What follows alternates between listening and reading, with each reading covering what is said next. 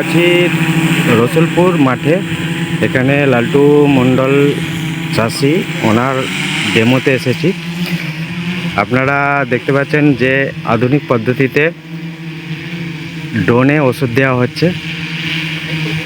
আপনারা যদি নিতে চান যোগাযোগ করতে পারেন কালীমাতা কৃষি ভাণ্ডার, আমাদের চণ্ডীপুকুর মোড়, গোতান বাজার চণ্ডীপুকুর মোড়ে আসবেন, আপনাদের সব রকম সহায়তা।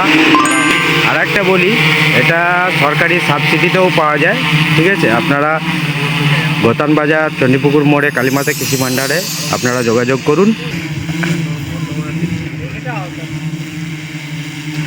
এতে গাছের পোকাগুলোও পড়ে নষ্ট হয়ে যাবে, এই জন্যে এই হাইটে দিলে যে না না ধান ক্ষতি হবে না, ধান একটুও ক্ষতি হবে না।